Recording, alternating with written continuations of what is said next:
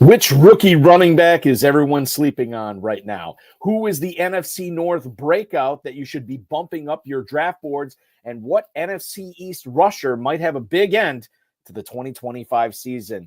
Join us tonight as we welcome back onto the show John Terry, a man who has won multiple dozens, maybe even hundreds of FFPC leagues over the year. He is on tonight because he is the 2024 Genesis champion, and he's here to talk about his 2025 Genesis draft. We've got a great show for you. Ferrell Elliott is here. Stick around. Your high-stakes fantasy football hour starts now. Can't stand the pressure. I've seen greater men than need a lesson. Broadcast live and heard around the world, you are now watching the most entertaining hour of radio on the planet. Welcome to the High Stakes Fantasy Football Hour presented by myffpc.com with your hosts Eric Balkman and Ferrell Elliott. The High Stakes Fantasy Football Hour is your home for analysis from the best players in the world. And now, because no one else was available, here are Eric Balkman and Ferrell Elliott. Solace in the scripture. Are we not all our father's sons? I became a man. Nobody ever told me what a man was. Thank you, Rob. Greetings and salutations to all of you Balkaholics and Ferrelliacs on this special Wednesday night edition of the High Stakes Fantasy Football Hour. It's our latest episode, and it's presented by the Fantasy Football Players Championship at myffpc.com. I'm your slightly above average host, Eric Balkman. You can follow me on X and connect with me there at Eric Balkman, Eric with a C. My co-host is the definitive commissioner of fantasy football, Ferrell Elliott. Coming up on tonight's show, we'll not only get into the minutia of the Derrick Henry extension and what that means for dynasty and redraft players out there. We'll also talk about some rookies tonight, including but not limited to Taj Brooks and Tet McMillan. John Terry is also going to join us to talk about his 2025 Genesis draft, the likelihood that he repeats there. We'll talk about some of his picks that I thought were interesting, including Josh Jacobs, Chris Olave, the Bears running backs, and so much more. And that's what's coming up on the show. The show is brought to you by the FFPC. If you have any questions for us, send us the email at highstakesfantasyfootball@gmail.com. At HSFF Hours, you can find the show on X, and of course at FFPC, myffpc.com. Check out the Kentucky Fantasy Football State Championship at KFFSC.com as well. Facebook.com/HSFF Hour. Anywhere you want to connect with us, we'll try to get to all of those coming up later on at the end of the show in the fantasy feedback segment. Shout out to our audio engineer and my best friend Bryce, and of course our producer and mutual friend Rob. The FFPC Best Ball and Superflex Best Ball tournaments are open. A $300,000 grand prize for the $125 version. The $35 entry will feature a $100,000 grand prize. And don't forget, in the Best Ball tournament this year, we have a $100,000 runner-up prize. So you don't even have to win the thing, and you get a six-figure prize. Drafts available with 30-second, 60-second, 2- and 6-hour clocks. Same thing going on with the FFPC Big Gorilla Tournament. $1 million grand prize. You'll get a $50 discount on every third team. Drafts already off and running, both live and slow, at those same levels I mentioned for the Best Ball tournaments.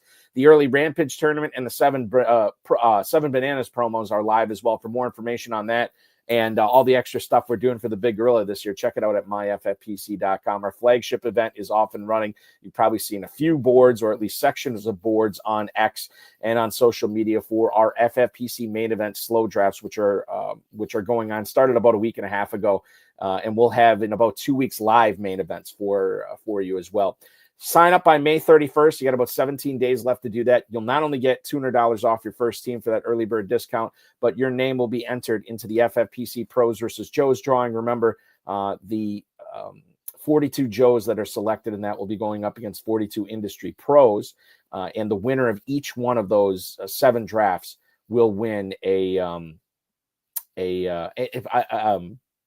2026 FFPC Main Event entry. I apologize. I don't know what I'm talking about there. Slow drafts off and running, myffpc.com. Dynasty startups available as well at myffpc.com. Entry fees ranging from $100 to $5,000. 1,800 plus leagues over the last decade and a half. None have ever folded. If you play Dynasty with the FFPC, you are locked and loaded at myffpc.com for the long haul. Remember to like this video, subscribe to the channel, comment on the video, share with your friends, share with your enemies, and get notified each and every time we go live. James Hicks is already in the chat. Shout out to James Hicks. We got Oinker hanging out with us tonight. Room for one more, I think so. Connect with him at KFFSC.com. He is the commissioner there. He is the one, the only, the incomparable Ferrell Elliott. Ferrell, good Wednesday evening to you, my friend. Buddy, it is good to see you, and it appears that we're getting close to time for a haircut. You know, when it does not, the little box off to the side before you bring me on, yes. When the hair won't fit into the little box, that's probably my that's probably my cue. You get cues in lives where you can get them from. It's so great you let Oinker come out early and say hello to James. It's wonderful. Ferrell, I mentioned everything going on with the FFPC. For anybody who subscribes to the KFFSC mailer, we had another reminder from you. The $10,000 KFFSC Best Ball Tournament off and running as well shortly here. Live drafts will start next month, and the slows, I think, will be starting shortly too. It slows as soon as we can fill them up. And there's some guys that jumped in it today, and we will – we'll run this tournament for as long as it takes to fill it. We're not in any hurry to fill it. However, the first live event is June 15th, one that you are playing in as well, Balky. That's the Always Dreaming division. And some people want to play in it just because it's in the Always Dreaming division. Great memories of that horse. Unfortunately, that's probably the last Derby winner I've called properly. It happens. That happens. Yeah. But it is what it is. But, we'd love everyone to come and play. It's a 96-team championship, a $300 entry fee, lots of good prizes, the best being the $10,000 that'll be won by our eventual championship. It's our Sweet 16 format, great competition throughout. And, that's all I can say about it is it's a full season league, and it's a whole lot of fun. So come play it. The Always Dreaming division already more than halfway full. The Old Fashioned division, which is the other one that I'm in right now, just to start, that is nearly half full as well. So check that out at KFFSC.com. Hey, Rubio gave us some plugs. Yeah, you're not using plugs. That's a good idea.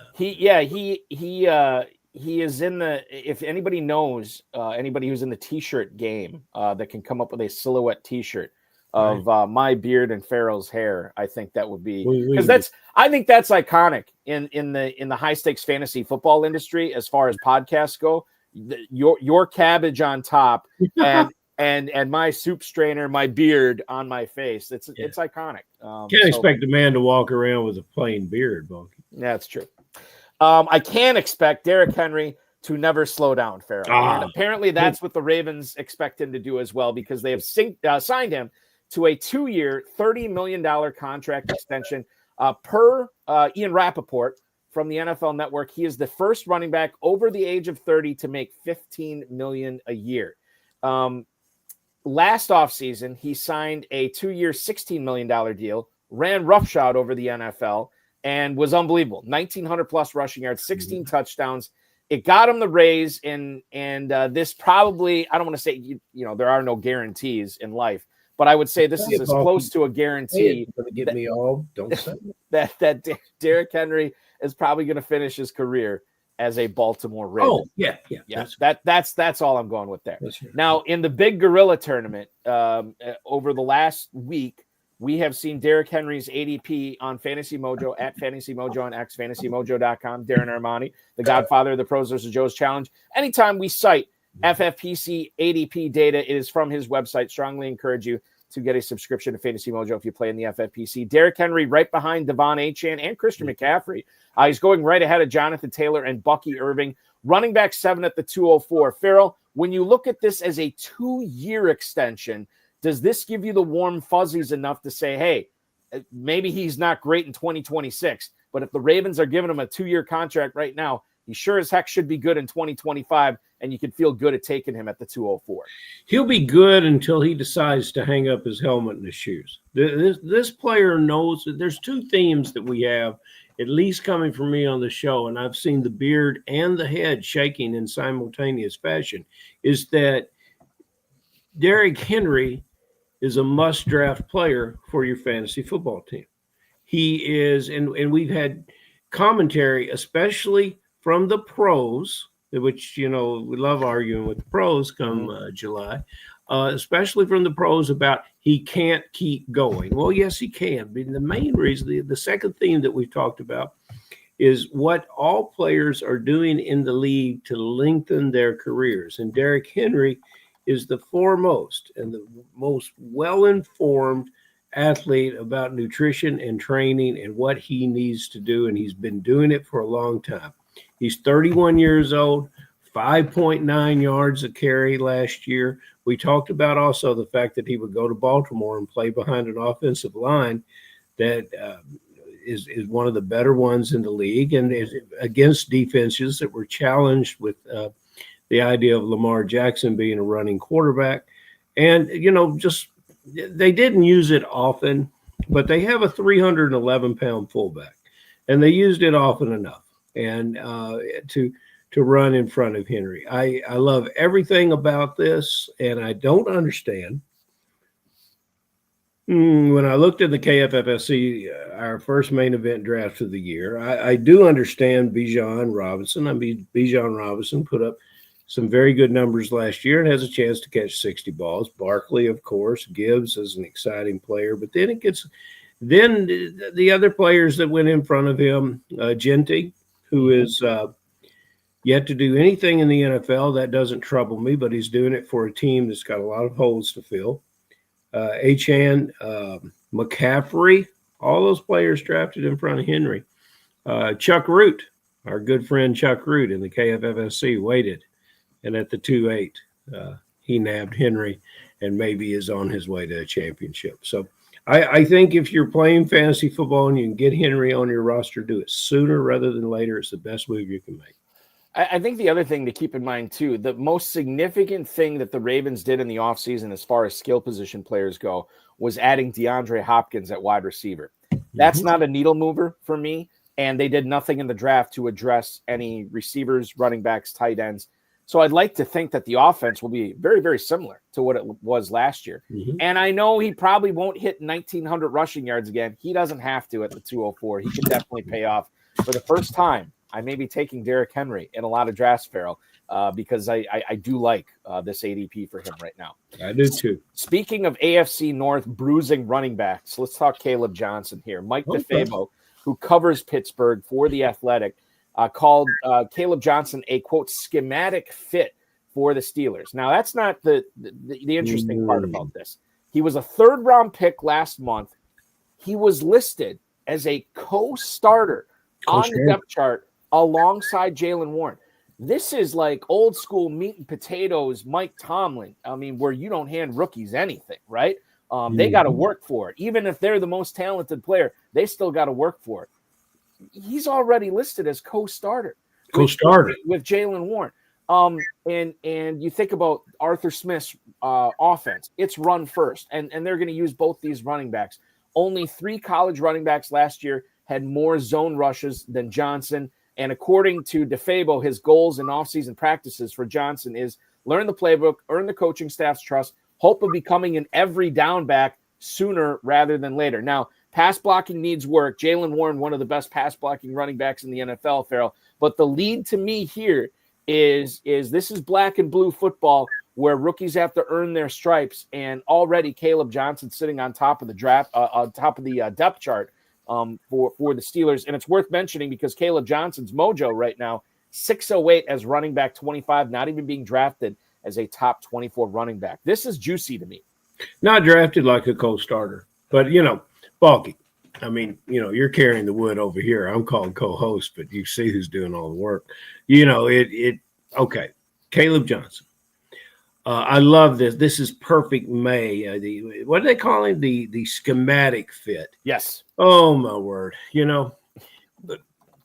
Okay. I believe when you draft a player like this, he would fit everywhere else if he's going to fit here. We're not the schematic. Okay. Maybe I'm looking at that too difficult. I probably need to leave that alone.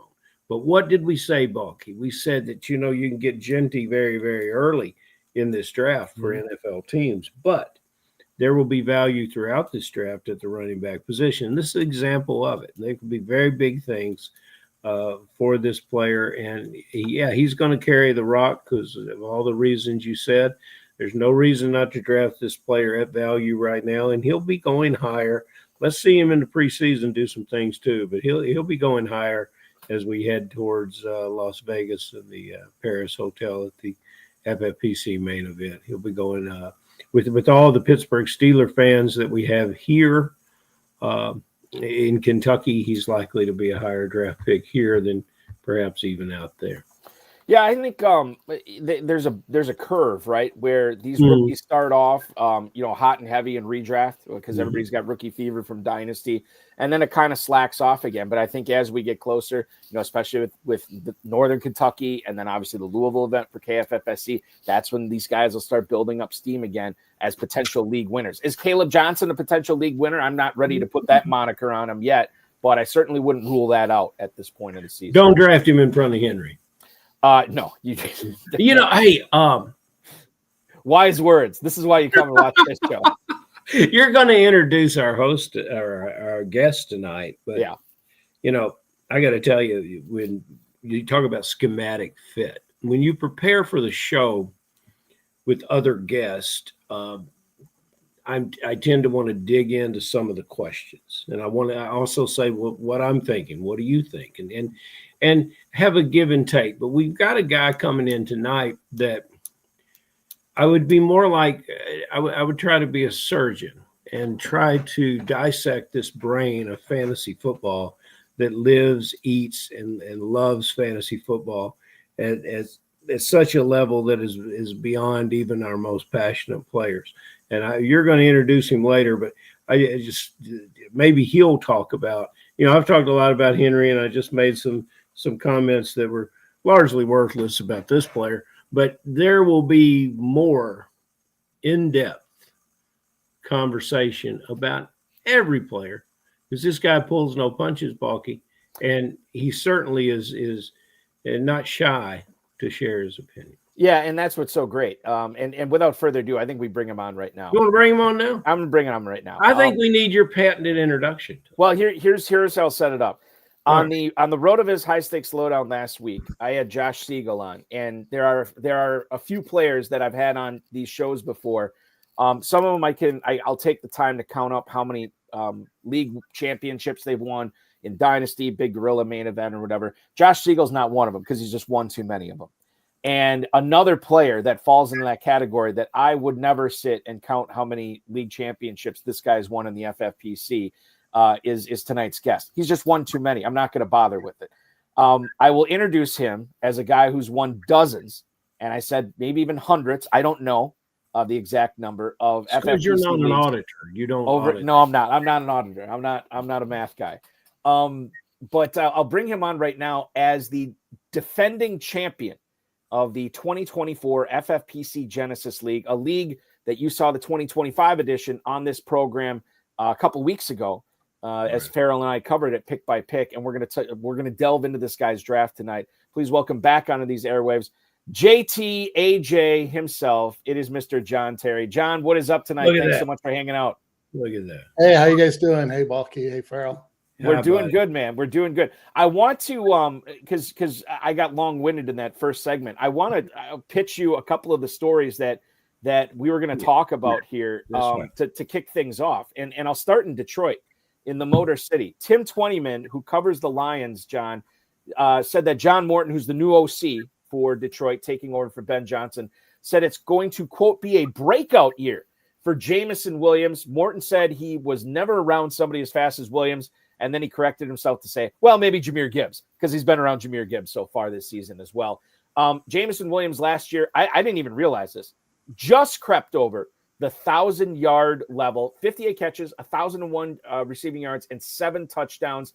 And I think, and I don't know how much he affects Amon-Ra St. Brown. Quite frankly, I'm not drafting Amon-Ra St. Brown any differently based on this quote.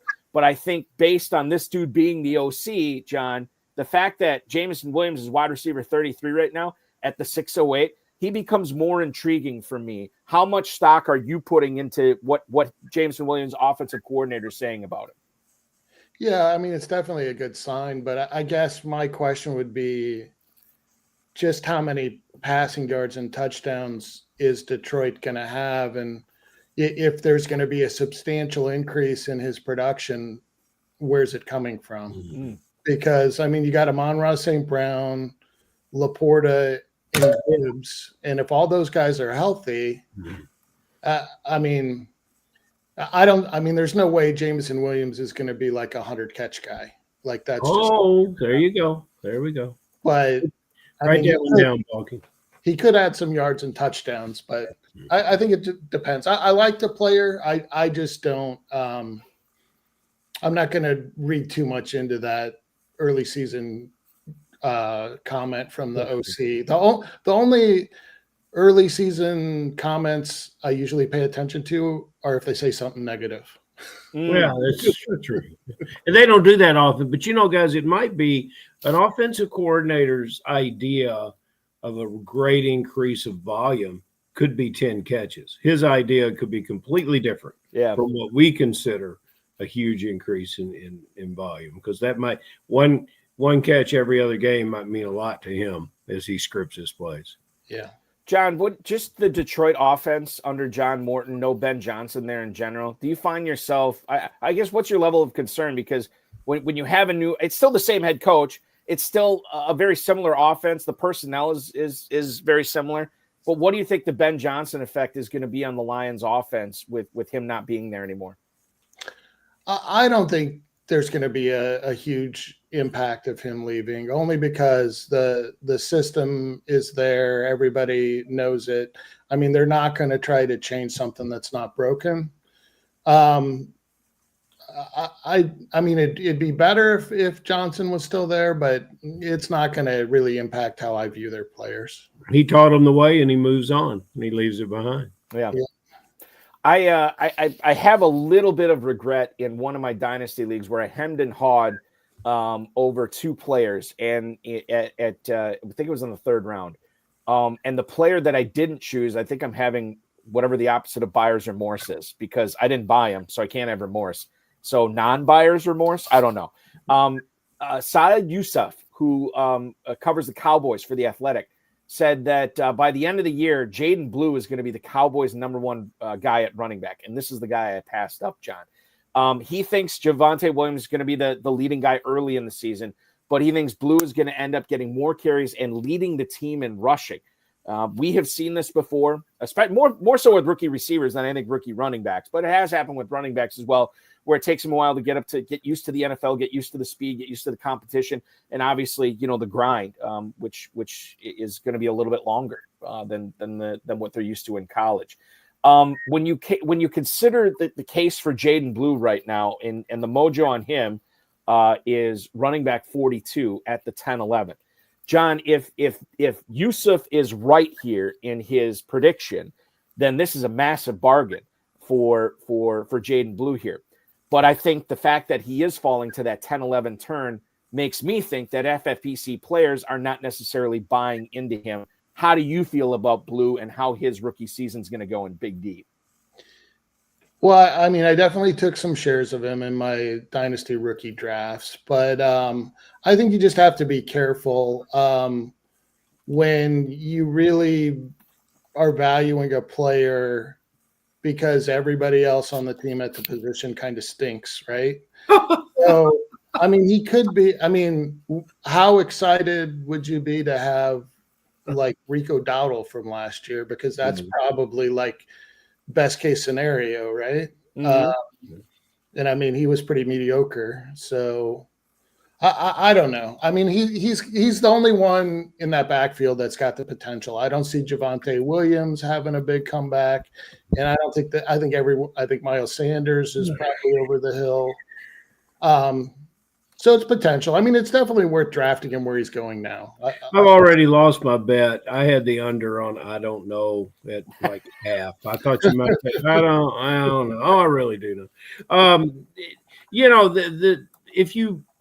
A lot of talk today as the schedule was announced. A lot of talk today about 18-game season, and players think the season has got too long for 17 games. And you've got an injured running back at Denver that who's fought off a lot of injuries, and now he's coming to Dallas, and you know, he's a grinder and he's tough, and I like him. He's just not going to cede this position to this young running back, and so I think it's an interesting article to make a statement that, you know, a player that's been a little injury prone could be worn down, and Blue would be the guy at the end of the year. Yeah, that's not the hardest and farthest fetched thing to possibly say. But Balky, can you work on your Will Ferrell imitation of "That's My Boy Blue" and start? I blow up the everybody's microphone right now. Yeah, but we're going to hear my boy Blue. There we go. There you go. Boy. This is very good, by the way. Didn't that sound like Will Ferrell? I can't sing the Kansas song though, where he hits that high note when he's singing "Dust in the Wind." That I cannot do. that I cannot do. And if I did that, Ferrell, if I tried, there'd be dogs going crazy right now. So Balky, you can do anything. You're the most talented guy I've ever met. Are you kidding me? Yeah, no. By the way, Stephen Gorgalos. I'm Stephen. I'm probably mispronouncing. Easy for you to say. Yeah, I know. I'm probably mispronouncing your name. But he's our T-shirt guy to get the T-shirt thing going, Ferrell. And he said Jaden Blue for Travion Henderson in Kentucky. I'm assuming Travion Henderson. No, I would not be doing that. I think that iron is not nearly hot enough for that to happen yet. So I want to move on to your Genesis draft here, John. You drafted this team the Friday after the NFL draft was completed. I have the board up here. I think I do. Yeah, I have the board up here. I'm going to throw it up here so everybody can see it. Just so we're all on the same page when I'm talking about these players. But you were picking from the the 5 spot here, and obviously Bowers, AJ Brown. Okay, number 1 and 2. Your number 3 pick is the one I want to ask about right now in Josh Jacobs. So Green Bay obviously switched to a power running team last year. Whether that was due in part to the Jordan Love knee injury that he suffered in week 1, maybe, I don't know. But they already had Josh Jacobs before that. 2 wideouts get drafted by the Packers in the first 3 rounds this year. And so much to the point, like Jaden Reed had to have a sit down with Brian Gutekunst to find out what his role is actually going to be on the team this year. The Packers have a super crowded wide receiver room. Are you worried that Green Bay could flip again and go back to more of a passing attack, not only with Dobbs and Reed and Wicks, but now Matthew Golden and Savion Williams? You took Josh Jacobs at the 305 in Genesis. Clearly, this is not at least a big concern for you. Yeah, no, it's not really a concern at all. I mean, I know they spread the ball around a lot, but in my mind, Golden's got potential, right? First time they've taken a wide receiver in round 1 there, and he could be good. But everybody else that they have at wide receiver, I mean, what's their top end? They're not that talented of players in my mind. I don't think Watson's going to play a lot. I mean, he's probably going to be hurt. Dobbs is pretty mediocre. Reed is good, but he's limited in what he can do. I just don't see any reason with the success that Jacobs has had last year why they would go away from that. Yeah, I will say to your point too, John, the Packers, they drafted Golden, they drafted Williams, but you know, the other thing they did, they signed, I always forget his name, Aaron Banks from San Francisco, the big guard. He's going to be the left guard. He's going to be the guy that shifted Elton Jenkins to center. As long as Jenkins shows up, we'll see on that. But Banks is a huge guy. He's one of the biggest linemen that the Packers have had under Brian Gutekunst and Matt LaFleur. And then in the second round, they take another guy who's so big, and Anthony Belton out of NC State. His nickname's Cadillac, or his name, not Cadillac, it's Escalade is his nickname. And so to me, that's like, if you need any more proof that the Packers are not going to be a power running team this year, that's exhibits A and B to me. They're still going to want to pound the ball as much as they can.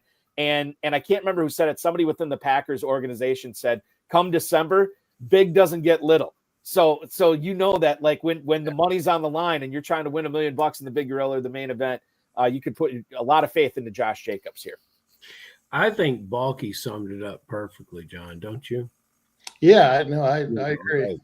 I mean, and that I love it, Balky, when your insider Packer information sort of seeds to the top, and it permeates all our Green Bay conversation. I have one of the most ridiculous questions probably to ask you, but our friend Jasmine Jade checks in earlier. I spoke with her today and told her that we had one of the most wonderful guest ever to come on the show, and John Terry. And she says, "Oh, I'll see him in Kentucky then." And I said, "Well, there's no guarantee of that. So I don't want to get too far deep into this." People have come up to me and said, "When's John Terry getting here?" This has happened for the last couple of years. And, no one has agency or permission to complain about the John Terry in Kentucky, but I will say he is not coming. And they will get a look of disgust on their face. And they'll shake their head. And they'll be sullen and sad for a moment. And, and I have to keep a good, strong, hard face in that kind of situation. And so, we got a lot of people down here that are, and I really think, John, because of your record as a player, I think they kind of think that they can get you down here for a year or two, and they might be able to beat you because this is their home turf. And so, I think you need to invade in the South and prove to them that John Terry is a champion on any turf. So here comes my question. When you get to Kentucky, where you must start 3 wide receivers, when you get to Kentucky, will one of them be Tet McMillan? And if you are you drafted him in like the 5th round of some draft or something. I'm curious about this. Did you forget who his quarterback was? That's my biggest question. No, and I mean, I think that is the biggest question with him. I mean, Bryce Young was really solid at the end of last year. The question is he going to keep that up and progress from there? Or is he going to revert to the quarterback we've seen him be in the past? And I'm willing to take a gamble on Tet. I know that seems it might seem a little early. I think that's around his ADP, which is pretty aggressive right now. Mm-hmm. But I was a little behind the ball at wide receiver, starting with Bowers, and then I took an early QB, and then I took Jacobs. So, I mean, there were a lot of receivers that went right before him that I would have rather had, but I'm not afraid to draft Tet. Well, you don't live in fear. You don't live. Here's the question: is Tet going to catch more passes than the quarterback gets sacked? Because the quarterback got sacked 68 times last year. Balky, is that a correct number, or am I just pulling that out of my head? You might be pulling it out of thin air, but maybe you're right on this. Over and under on the receptions of 68 for Tet. Oh, over under 68. That's a pretty good number. 68's a good number?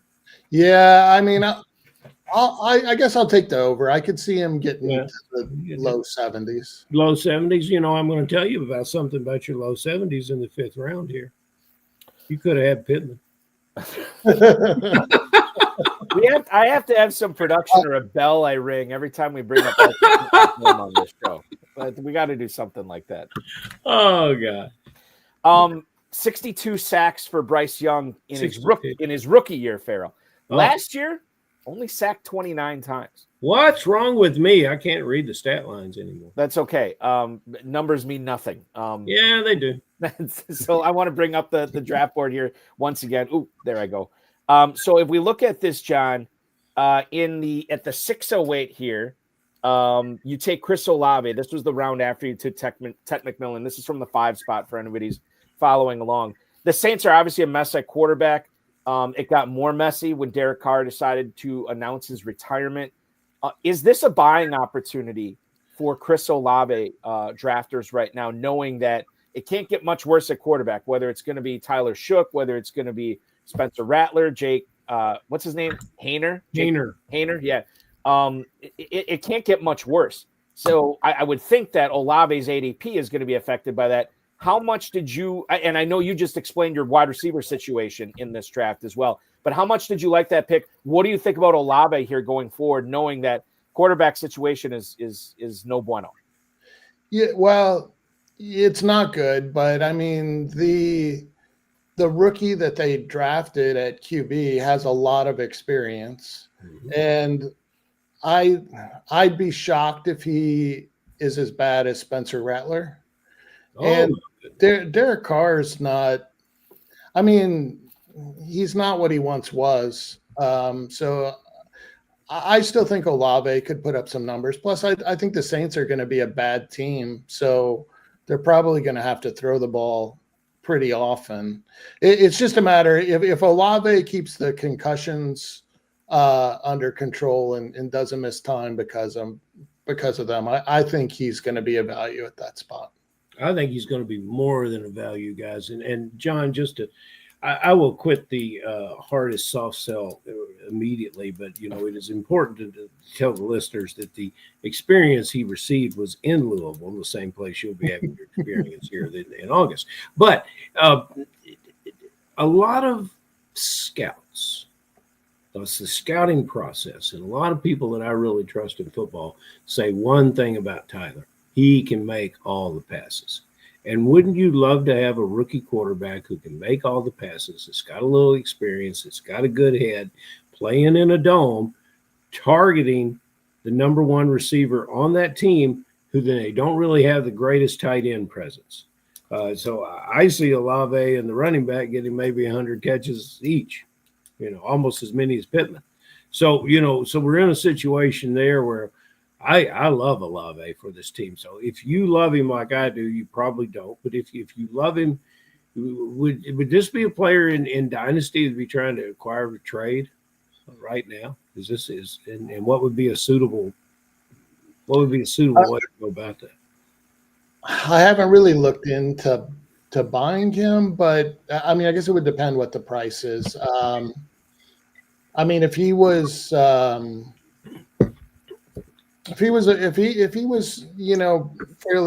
fairly cheap, I'd buy him. He just comes with extra risk in a dynasty perspective, just because of the concussions and because of the long-term situation. Okay.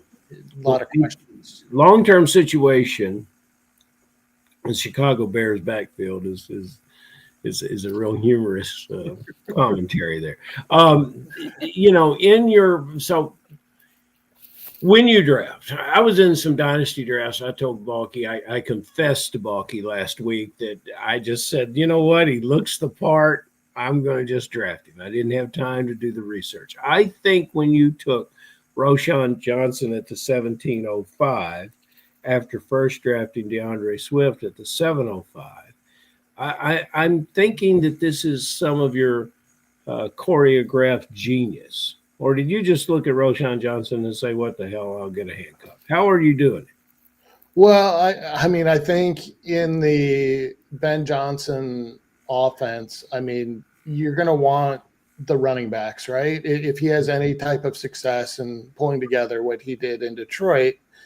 And I mean, he made, very legitimate starters out of Gibbs and Montgomery and supported two backs.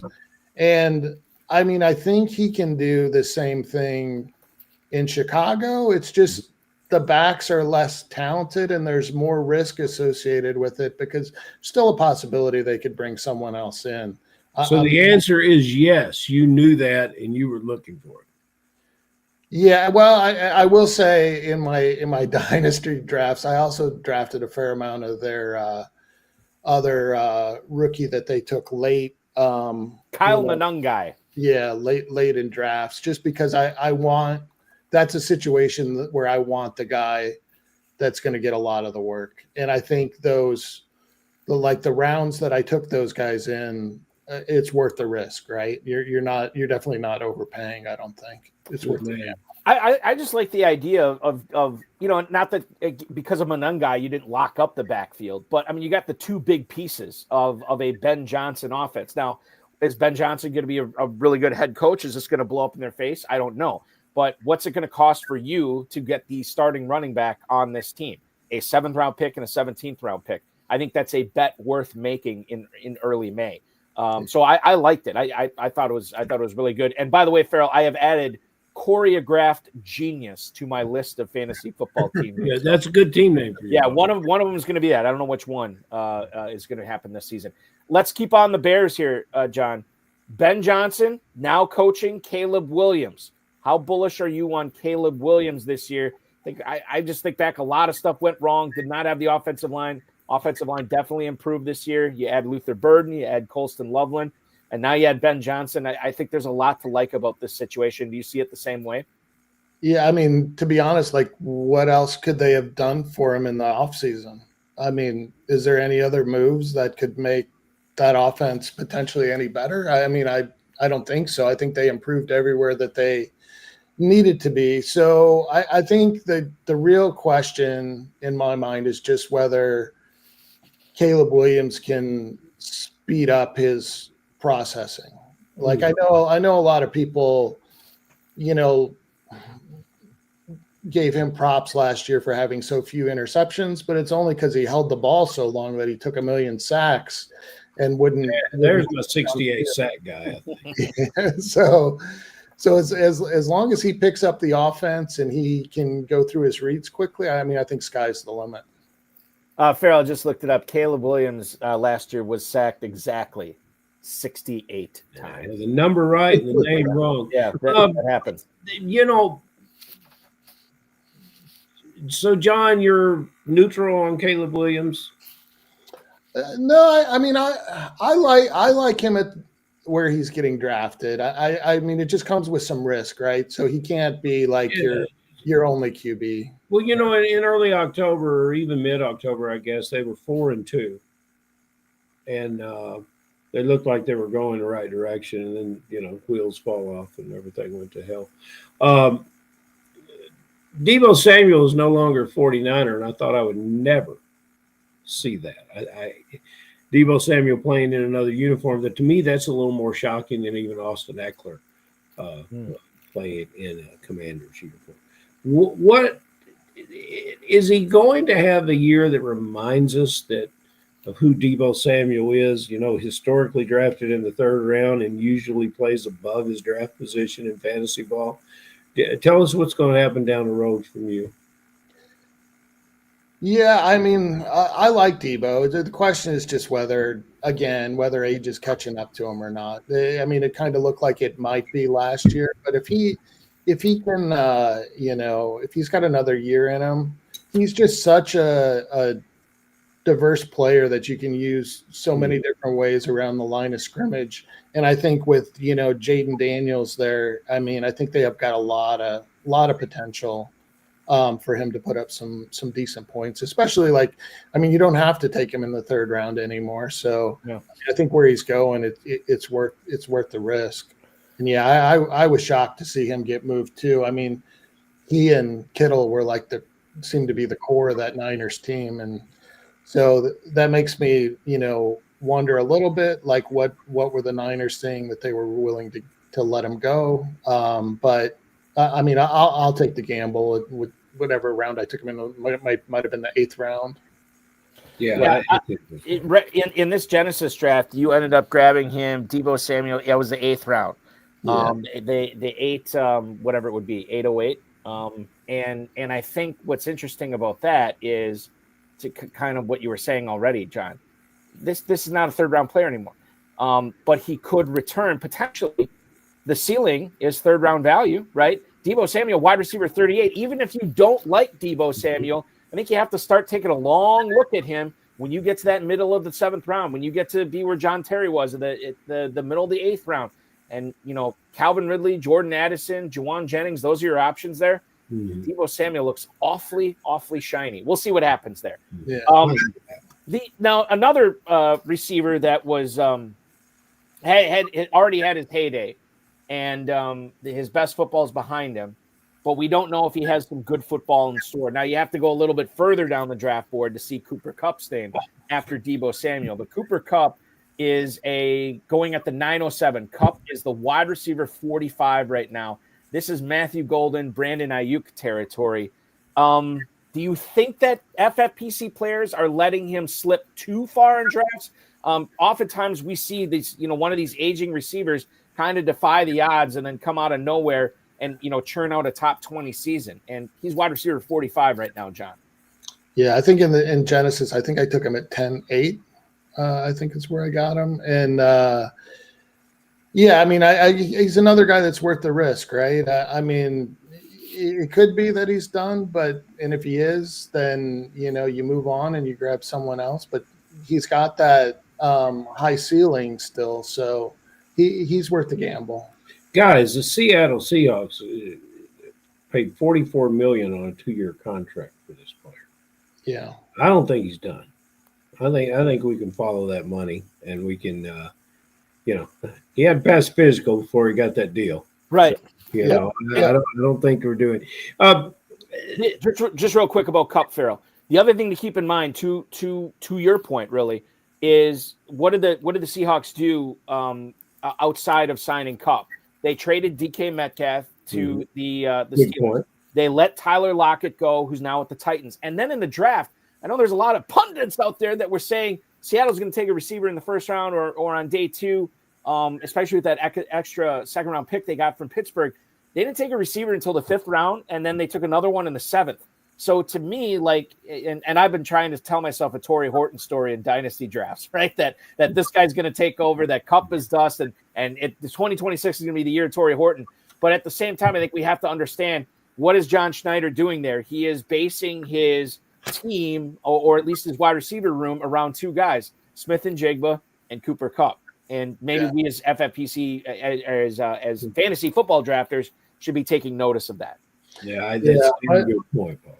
Yeah, my only question about that is, you probably want to play both those guys in the slot, so I don't know exactly how that passing game is going to look. But again, I still think he's worth the risk. I mean, you got to take JSN in early round 3. I like the receiver room. I like the receiver room. Oh, yeah, you're right, John. 302 right now. Wide receiver 13 for Smith-Njigba. I like that receiver room. Balky, where did Tajay Brooks go to school? Taj Brooks was at Texas Tech, I want to say. Texas Tech. It was Texas Tech. Mm-hmm. They are no stranger, those Red Raiders, to not having great defenses, but having high-flying offenses. Yeah, they do. And Devin Neal and Brashard Smith. Who's your favorite of those guys? Who do you like on those running backs? Because I have said it earlier tonight, and I've been beating the drum for this, that Bucky Irving last year was no mistake, and we're going to find multiple Bucky Irvings in this deep draft, the 5th, 6th, 7th round, even and earlier than that, but definitely in those rounds, there's going to be some star power that really can make fantasy football difference. Who do you like best, or do you like all 3 of them? And educate the listeners about them. I mean, if I had to pick one, even though he's going the latest, I would take Taj Brooks. Mm-hmm. He's the most well-rounded of the backs, and I mean the Bengals, other than if something happens to Chase Brown, I think he's going to be the number 2. And one of the things that he had positive grades on coming out of school was his pass protection. So, I think he could be a 3-down back. Yeah. I think last year, the interesting stat coming out for the college running backs last year is 2 running backs last year rushed for over 100 yards in every game played. One was Ashton Genty, and the other one was Brooks. Just comparing these 3 guys here, Devin Neal, I think his athletic profile has turned me off so much, and I know that he could be the guy in 2026 because Kendra Miller has failed to stay on the field, and Alvin Kamara, I don't know how much juice is left in the tank there. So Neal is more of like a 2026 play. Hard to like him this year. And then Brashard Smith. I mean, all these people are falling all over themselves for Brashard Smith. It's like there's still Pacheco there, right? Yeah. And then they went out and signed the guy from San Francisco, Elijah Mitchell. Yeah, is there as well. But Brooks, to your point, John, if something were to happen to Chase Brown, they do have Zach Moss there. He's coming off a pretty serious injury. And I never really thought Chase Brown was going to be able to be a bell cow. And perhaps the Bengals maybe don't want him being a 3-down guy. They want somebody else rotating in. And I think Brooks is that has a lot of possibilities for best ball and for redraft too. That's the type of guy you stash on your bench. And if Chase Brown misses, like, it might only be like a 3 or 4 week span, but all of a sudden Brooks becomes flexible there. And then I think that's what makes him attractive. Yeah. And I mean, those other guys are worth taking, just shots on late, and you can drop them if they don't turn into anything. But I mean, with Brooks, Brooks versus Neal, for instance, no comment. What's Neal's upside? Would you rather have the back from the Bengals or the Saints? Yeah. And then my biggest problem with Smith is that he's kind of the opposite in Brooks, in that he's starting at 0 in pass protection. And what's it going to take for them to put him out there with Mahomes? I don't know. He may get playing time, he may not.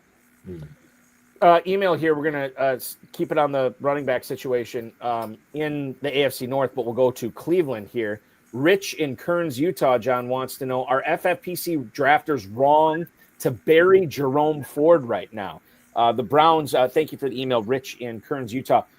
We appreciate it. But you look at the Browns in the draft, Quinshawn Judkins early in the second round, and then they double down and they take Dylan Sampson out of Tennessee. And Jerome Ford's like, I'm still on this team, right? Running back 67 is where FFPC players are taking him in the Big Gorilla. He goes at the 1609. Clearly the most proven running back there right now is Ford, at least from a professional standpoint, John. Probably another guy you're just taking a stab on late. Is the juice worth the squeeze? Is it worth taking a guy like him, knowing that this is a young man's game and the Browns invested into 2 young men in rookies this year that they think are a big part of their future? Yeah, this is a hard one. Ford coming in this year was one of my most owned dynasty running backs, and to say I was less than thrilled after the draft is an understatement. But with bringing in both Judkins and Sampson, I think Ford's going to play early, but yeah, the writing's on the wall. Regardless of whether we think he's a good player, Cleveland's coaching staff obviously disagrees. And the other thing too is, and then the schedule came out tonight, the buys don't start till week 5. And so maybe you could use Ford in September, maybe early October. But then once you need to start plugging them in for bye week guys, that could be like Judkins maybe he has the control of the backfield at that point. So then it's kind of like, what are we supposed to do? Yeah, it's hard to see his role because even if Judkins is like the early down guy, and then Sampson comes in as the pass catching back, where exactly does Ford play? I don't know. I have a question. Has Ford ever won you anything in fantasy football? He has plugged in for me in certain weeks where I was happy I started him. I don't know if he's ever won me a championship. Yeah. Same for me. But again, did we even draft Ford? He was probably a waiver wire guy that I picked up. So it's not like I invested a ton in him. But he passes the eye test on the field. He looked like a decent player. He was definitely a hell of a lot better than Chubb last year. It's just like one of your favorite players that passed the eye test and scored 45 points in a week for me. That was, Claypool. You're a big Claypool guy because of the eye test and the fact that he won some things for me. John, another email here for you. This is coming from Jay in Queens. He writes, "Hiya, John. Does Zach Ertz have one more good season in him? Thank you, Jay in Queens, for the email. We appreciate it." Ertz right now, John, in the FFPC Big Gorilla, his ADP is sitting at why do I not see it here? It's way down there. Maybe I didn't scroll down far enough. I know where they're taking Zach Ertz right now. Tight end 22 at the 12-11. Yeah, I was going to say somewhere around the 13th round. I did a Big Gorilla a couple nights ago, and I lost out on tight end almost everywhere. And I took him on that team, I think, in the 13th round. And I think he's got another year in him. He's kind of like that guy that's like I don't know, a Jason Witten or somebody like that. I mean, he does at his age. He doesn't have to be a great athlete. He just has to run down the field, find an open spot, and turn around and catch the ball, right? Kind of what Travis Kelce's doing right now. Yeah, you get a point and a half every time, right? So, I mean, I think he's worth the risk. I think he's fantastically athletic and a quarterback that needs him. And how I wanted to interrupt when you said I did a big gorilla by saying that's what she said, but I held it. I really did. I held. Where's Doug Cap when you need him? He would be rolling on the floor right now. I didn't want to do that to you, John. You like Ertz at the 12-11, John, better than his real life teammate Ben Sinnott at 17-12. Yeah, I don't see Sinnott playing a lot this year. Okay. I don't know. I mean, there's a cautionary trail of everyone that says the rookie's going to take the job away. You remember how they just gave the job? Everyone in fantasy football is just giving the job to someone. Yeah. It's not unlike, and like I know you guys aren't baseball guys, but like when you play fantasy baseball, it's like how many times do people pick up the closer in waiting off the waiver wire? Oh, this guy's got the best stuff. He misses bats, and then the old crafty veteran who just seems to get it done. It just continues to be the closer, and all these guys that everybody just assumes was going to be the guy never becomes the guy. The list is long for that, and the list is long for rookies that just were expected to seize the job and they never did, or they haven't yet. John, what's Balky talking about? I know I shouldn't have brought that up. At least I didn't bring up a basketball or a hockey reference. Oh, remember when I said it would be a slam dunk? I would hung my head in shame. Well, pick your head up, Ferrell, because we have to ask John the most important question of the night. This is and I don't. Last week's guest, the gentleman that joined us last week, Balky from Arizona. Scott Brzezicki. Scott was on fire. For a guy that doesn't have any vowels in his name, he's a well-rounded player. And he answered this question better than anybody, but I thought about it. I said, you know what? It's going to be a 1-week reign because this is the greatest question for John Terry. I want to know who you will not touch, the guy you are looking to avoid, and the guy you must have. But the reasons you don't like players are so well-rooted in disgust of their actual being as a football player that I am so forward to looking at the guy that will not make your draft sheets. That's the one I want to hear first. Well, I'll take them in any order you want to give them, but I'm on the edge of my seats. Well, I mean, the one that disgusts me the most that I just won't touch at all, and I'll never have him on any of my drafts. There's no way you're going to get me to draft Brandon Ayuk this year. No way. I mean, that's good. He's coming. Lucky, were you expecting that?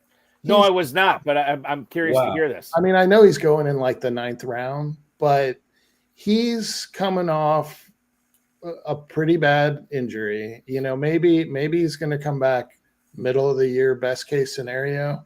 Mm-hmm. And I think he's only had flashes of being a good player. I don't think he really even established himself before the injury as someone that was really good. I mean, he had his problems getting on the field in San Francisco, problems with the coaching staff, and then he flashed for a while. But I just don't think he's that good.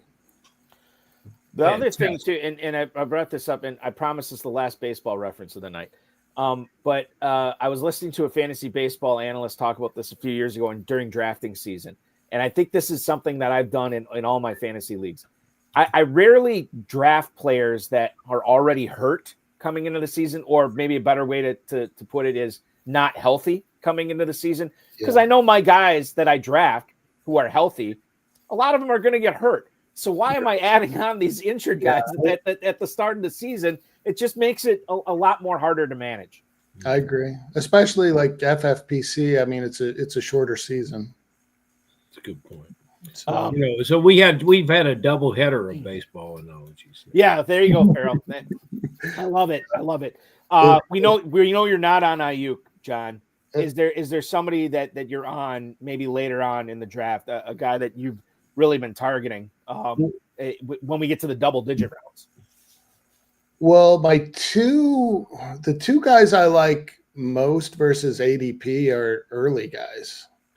I think the guys FFPC that are going later than they should are Trey McBride and Rashee Rice. Oh, okay. Those are both guys I want to have on as many teams as I can. I know McBride's probably going around like end of the first round, but I think he should be going like 6th or 7th in the first round. I mean, if you look at his, I mean, no one is questioning Bowers this year. I haven't seen anyone that's like down on Bowers at all. And I mean, if you like the touchdowns kind of come and go, right? And if you added 3 touchdowns to McBride last year, he's the same as Bowers. Yeah. And his situation hasn't really changed. I mean, I don't think his QB is any worse than Bowers' situation. I mean, he seems to be his favorite target. I just think he should be going about the same place that Bowers goes. And then Rice, I think people haven't caught up to the one that he is very likely not going to serve any kind of suspension this year, given the status of his legal case, and then, or lack of legal case, I should say. And then I think on tape, I don't know about you guys, but when I watched Rice play when he was healthy and he was playing well with the Chiefs, and then when I watched Worthy last year, it's pretty clear to me on film that Rice is a better player than Worthy. I know they're different, and I think Rice will be the alpha in that offense. And if Kelsey, he's another year older, he could slow down. And if they put Worthy more into the role that he should be playing in, I mean, I think Rice should be going late 2nd round. Yeah, he's going right now. Rashee Rice is 3'11", wide receiver 17. I will be the first to admit I was really impressed, and I was wrong about Xavier Worthy last year. I thought he did some things, especially down the stretch, that I didn't think he was going to be capable of, especially as a rookie. But I think a lot of that was out of necessity because you had Kelsey slowing down. You had no Rice. Hopkins was basically dust, right. And they couldn't really get a whole lot going with the running game, surprisingly too. So I think a lot of that stuff with Worthy, they just had to have somebody. This year, to your point, I think he's going to be more that traditional field flipper. He's going to get his, as far as stuff over the middle and underneath routes. But I think you're going to see a lot more Rashee Rice, and I think from a fantasy standpoint, I think you want to have more Rice than Worthy this year for sure. So I'm with you on that as well. And I will say on the McBride tip, and Ferrell, I don't know how you feel about this. Wouldn't surprise me at all as we get deeper into drafting season that Bowers and McBride are going like, instead of Bowers being at the 105 and McBride going at the 112, I could see McBride up at the 107 and the 106. I'm almost positive we're going to see that in some of the varsities and the high societies and the big paybacks out at Paris and in Las Vegas. If you put those guys next to each other and you look at the stats and you take the touchdowns away, you look at it and like, why is this guy going, 2/3 of a round later? He shouldn't be. And I think that's what's going to happen as we get closer. I think that's a good assessment. Yeah, I think their ceiling's higher too, because I mean, we're talking about that touchdown differential, but I mean, they both have upside to pick up because it was like the one guy had 4 touchdowns, the other guy had 1. Yeah. And they still put up all those points because really in the 1.5 for FFPC, if you get tight ends that catch over 100 balls, I mean, that's worth a ton. Balky, may I have a pop-up question? Yes, you can. Just real quick. Bowers had 1 more catch than McBride last year. Yeah. Bowers had 48 more receiving yards. And then technically he only had 3 more touchdowns because McBride did get that weird rushing touchdown in week 15 or whatever it was. But yeah, I mean, they're it's like the Spider-Man meme where they're pointing at each other. That's kind of how it is. Ferrell Elliott's pop-up question of the week. Pop-up question, and I could be wrong because I don't listen to as much content as you do, John, and Balky, as you produce. But I think the thing that I'm hearing the least about that's most intriguing to me is our new is our new receiver, Adams, at the Los Angeles Rams. And I would really like to hear, first of all, I would like your opinion, if I'm correct on that it just doesn't seem to be a lot of commentary about it. And I'm curious what John sees from that. Yeah, no, I like Adams. I think he's gonna play well with the Rams. I like Stafford. I like the offense. I like McVay, and I mean they've always had condensed targets. So I think it's going to be him and Puka with Kyron running the ball. And I mean, we'll see if we get much of anything out of the tight end. I don't know. I don't really see Ferguson coming out of the gate and being all that, maybe towards the end of the year. But Adams didn't show me anything last year for me to think that he's done. And he was also when I won the Genesis League last year, he was on my team, and he pretty much carried me last couple of weeks of the playoffs. I really like Adams this year. There you go. And I really like Tom Smith.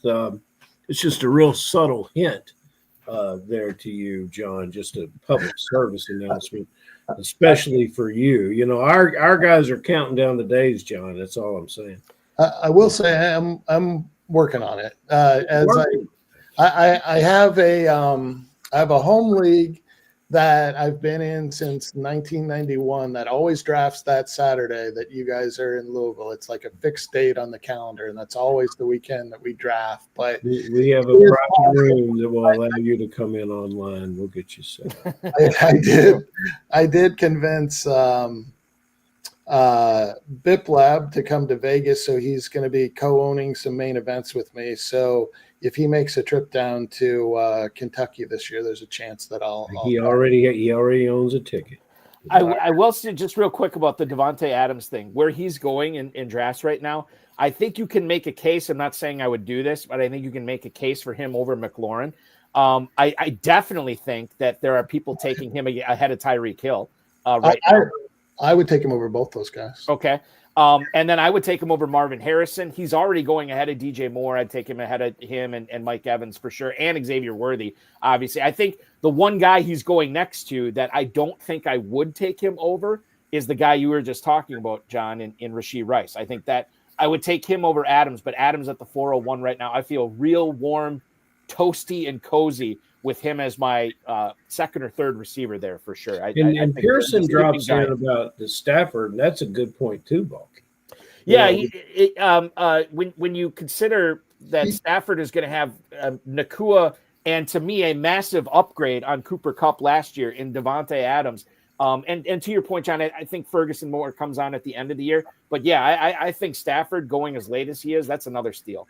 I just think you have to be careful with Stafford. I mean, Puka's had these great years. Kupp's had these. I mean, how many games are you pointing to where you said Stafford put up great stats? I mean, it's such a condensed targets there that, like, Puka gets 15 catches for 180 yards, and Stafford doesn't even get to 300 yards. I don't know.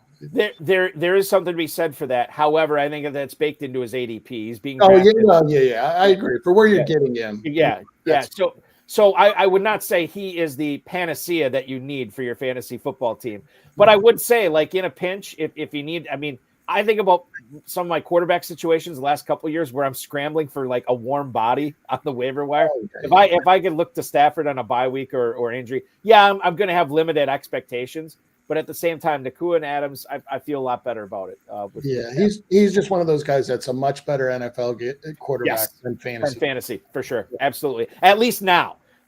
Back in the day on those bad Lions teams when he was chucking the ball all over the field, man, he had some juicy scores back then for fantasy. But tonight they announced the schedule. Do you spend much time reviewing that schedule at all?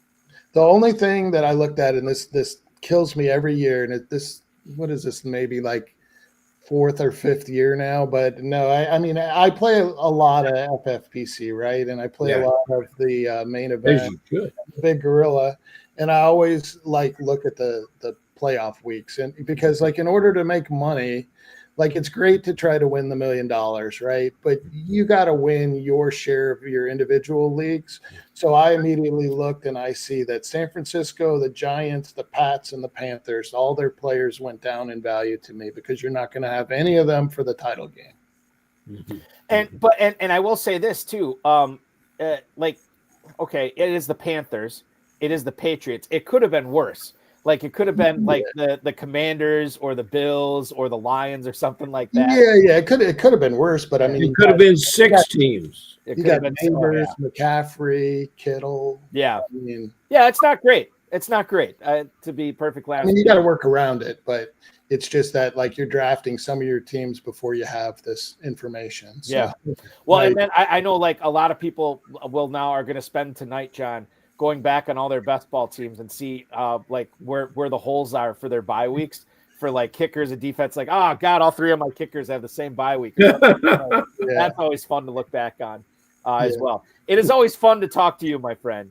John Terry, the 2024 FFPC Genesis champion, a guy who has won more fantasy football leagues than I think I've even entered, as far as his FFPC leagues go. We will hopefully see you in Kentucky. We'll see you in Las Vegas at Paris, John, and keep up all that great choreographed genius that you have had going on during drafting season, my friend. All right. Good talking to you guys. See you soon. Absolutely. You got it. That's John Terry, ladies and gentlemen, 2024 FFPC Genesis champ. Will he defend his belt in 2025? That remains to be seen. Ferrell, I wanted just to tell everybody once again, KFFSC.com is where to go. The $10,000 Best Ball Tournament is live. You'll want to sign up for those. I'm already in 2 myself. And then obviously the KFFSC Main Event. I'm in a slow main event draft right now. I'm in a couple of draft masters as well. So the action not only hot and heavy at the FFPC, but KFFSC.com as well. Yeah, we welcome everyone to come give it a shot. Ferrell, I will talk with you again. Not this Friday, but next Friday, man. Thanks so much for hanging out with me in the middle of the week. You're welcome, Balkman. I'll say a brief so long, because I'm going to miss 2 weeks of our upcoming shows. So I'm going to be awfully sad about that. Okay. And I'm going to miss you during the month of June. All right. Okay. May, and I'll be back in June. Okay, so the 23rd and the 30th, you are off, but you will return after that. I can't, yes, and it's just breaking my heart, Bob. Yes, I know. Well, we'll find some way to get through it. We will talk with you again in June. Have a great rest of the week, my friend. Thank you, sir. That is Ferrell Elliott, the definitive commissioner of fantasy football. Tom wants to know, Tom Smith right now in the chat, how many teams week 14 bye? 4. And once again, nobody on week 13 buys, but there are 4 teams in week 14. And I believe John said it was the Niners, the Patriots, the Panthers, and the Giants was the other one. So those would be the teams that are off on league championship week 4 for the FFPC. Like I said, could have been a lot worse. I want to thank John Terry, Ferrell Elliott, the FFPC, Rob, Bryce, and of course each and every one of you. We will be back Friday, not this Friday, but the next Friday, which is the 23rd of May. 5-time FFPC Dynasty champ Adam Tontis will join us. I know I said he was going to be on tonight. I screwed that up. Adam is going to join us on the 23rd. So that'll be a lot of fun. In case you missed last Thursday night's Insider Access show on the Better Sports Network, Dave Terpoli and I covered the Hardway Big Gorilla Draft. We had player interviews featuring Abibag Batoba, Darren Armani, Theo Greminger, Bradley Stalder. They all stopped by to talk about their drafts as we covered it. We will be live once again tomorrow at 7 o'clock Eastern time until 9. RotoWire's Alan Soslowski is going to be my guest co-host tomorrow evening. That's going to be a lot of fun for sure. FFPC Big Gorilla, FFPC Main Event, FFPC Best Ball, FFPC Superflex Best Ball Tournaments, and FFPC Dynasty Startups. Check them out at myffpc.com. KFFSC.com is where to go for the 10K Best Ball Tournament and the KFFSC Main Events. If you're not drafting right now, I don't know why you're watching this. Make sure you're getting out there, putting this to good use, have some fun drafting. You never know when you could win life-changing money. Remember to like this video, subscribe to the channel, comment on the video, share it with your friends, share it with your enemies, and get notified each and every time we go live, which will be tomorrow on FFPC Insider Access with myself and RotoWire's Alan Soslowski. Your weekend kind of starts now.